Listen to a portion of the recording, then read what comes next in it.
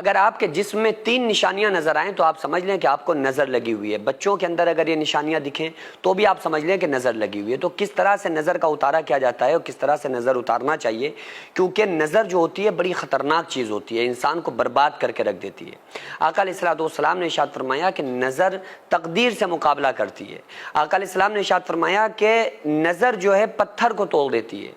نظر انسان کو موت سے ملا دیتی ہے۔ تو تمام چیزوں میں جو سب سے خطرناک چیز ہوتی ہے، اوپری چیزوں میں سے وہ سب سے خطرناک نظر ہوتی ہے، اور عام طور سے لوگوں کو نظر ہی ہو جاتی ہے۔ بعض مرتبہ لوگ سمجھ رہے ہوتے ہیں کہ دوسری چیزیں ہیں، لیکن ان کو جو پریشانیاں ہو رہی ہوتی ہیں وہ نظر کی وجہ سے ہوتی ہیں۔ تو نظر ہمیں لگی ہے یا نہیں لگی ہے، ہمیں کس طرح سے پہچان ہوگی، کس طرح سے ہم پہچان سکتے ہیں؟ تو میں وہی 3 نشانیاں آپ کو بتا دیتا ہوں کہ اگر ہماری باڈی کے اندر، ہمیں جسم میں یہ نشانیاں نظر آئیں تو ہم یہ سمجھ سکتے ہیں کہ ہمیں نظر لگی ہوئی ہے، تو ہم اس کا خاتمہ کر سکتے ہیں، خود اپنے آپ سے کر سکتے ہیں۔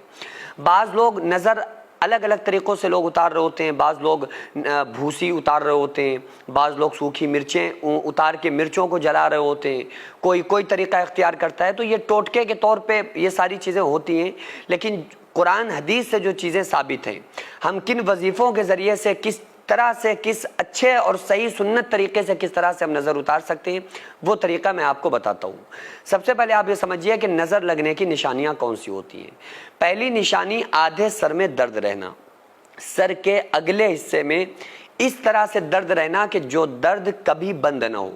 یا بند ہوا تو تھوڑی بہت دیر بند ہوا اور دوا کھانے سے وہ درد بند نہ ہوتا ہو، یعنی آپ دوا کھا رہے ہیں لیکن درد بند نہیں ہو رہا۔ ورنہ تو عام طور سے یہ ہوتا ہے کہ سر میں درد ہوا، آپ نے دوا کھا لی، وہ درد بند ہو گیا۔ لیکن اگر آپ کے سر میں پروپر ایسا درد ہو رہا ہے جو دوا کھانے کے بعد بھی درد بند نہیں ہو رہا ہے، تو یہ ایک نشانی ہوتی ہے نظر لگ جانے کی کہ نظر لگی ہوئی ہے۔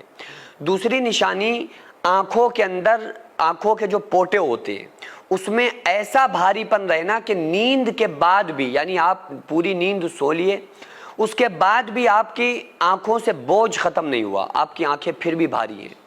ورنہ یہ ہوتا ہے کہ انسان کی تھکن کی وجہ سے، دماغ ریزی کرنے کی وجہ سے، پڑھنے کی وجہ سے، یا زیادہ دیر موبائل چلا لے اس کی وجہ سے آنکھیں بھاری ہو جاتی ہیں عام طور سے۔ لیکن اگر آپ جب سوتے ہیں تو وہ پھر درد بھی بند ہو جاتا ہے، آنکھوں میں جو بھاری پن ہوتا ہے وہ بھی ختم ہو جاتا ہے۔ لیکن اگر اس کے بعد بھی آپ کا بھاری پن ختم نہیں ہوا ہے، آپ سو لیے ہیں، آپ کی آنکھوں کا بھاری پن نہیں ختم ہو رہا ہے، آپ کے سر میں درد ہو رہا ہے اگلے حصے میں اور یہ کنپٹی میں اگلے پورے حصے میں، اور دوا کھانے کے بعد وہ درد بند نہیں ہو رہا ہے، تو یہ دونوں نشانیاں ہوتی ہیں نظر لگنے کی، آپ سمجھ سکتے ہیں کہ آپ کو نظر ہے۔ تیسری نشانی، دماغ کے اندر اس طرح سے چرچراہٹ، ایسا چرچرا پن آنا کہ آپ کو اچھی بات بھی بری لگ رہی ہے۔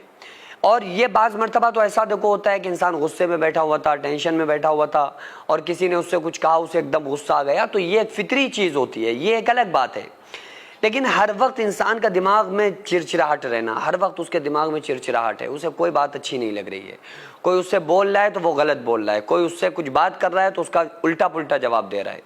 تو یہ 3 عمومی طور پر، یہ 3 ایسی نشانیاں ہوتی ہیں جو انسان کی باڈی میں نمایاں ہوتی ہیں، جو ظاہر ہوتی ہیں، جو ایک بیماری کی طرح بن کر نکلتی ہیں، جن کو ہم یہ سمجھ سکتے ہیں کہ اگر یہ دوا سے چیزیں کنٹرول نہیں ہو رہی ہیں تو پھر یہ نظر ہے۔ بچے زیادہ رو رہے ہیں، زیادہ چرچرا رہے ہیں، ماں کا دودھ نہیں پی رہے ہیں، تو عام طور سے یہ بچوں کے اوپر نظر کی نشانی ہوتی ہے۔ اب یہ سمجھ لیں کہ نظر اگر لگ گئی ہے تو ہم کیسے اتار سکتے ہیں، اور نظر ختم کرنے کا طریقہ کیا ہے۔ بہت سارے نظر اتارنے کے طریقے ہیں، لیکن میں ایک چھوٹا سا طریقہ آپ لوگوں کو بتا دیتا ہوں۔ سب سے چھوٹا اور آسان طریقہ یہ ہے کہ آپ ایک گلاس میں پانی لے لیں اور 3 مرتبہ بسم اللہ الرحمن الرحیم پڑھیں اور پانی کے اوپر دم کر دیں۔ پھر 3 مرتبہ درود پاک پڑھیں، جو بھی آپ کو درود یاد ہو، چاہے وہ نماز والا یا جو بھی درود آپ پڑھنا چاہیں، پڑھ کے پانی پہ دم کریں۔ پھر آپ 7 مرتبہ سورہ قریش پڑھیں، بسم اللہ الرحمن الرحیم، لإیلاف قریش ایلافہم رحلۃ الشتاء والصیف فلیعبدوا رب ھذا البیت الذی اطعمہم من جوع وآمنہم من خوف۔ یہ 30ویں پارے میں، عامہ پارے میں اخیر میں ہے، یعنی الم تری کیف سے جو صورتیں شروع ہوتی ہیں، الم تری کیف کے بعد والی جو صورت ہے وہ یہ صورت ہے۔ تو آپ اس کو 7 مرتبہ پڑھ کے پانی پہ دم کریں، پھر اس پانی کو آپ پی لیں، یا جس کو نظر لگی ہے اس کو پلا دیں، یا بچے کو نظر لگ رہی ہے تو بچے کو پلا دیں۔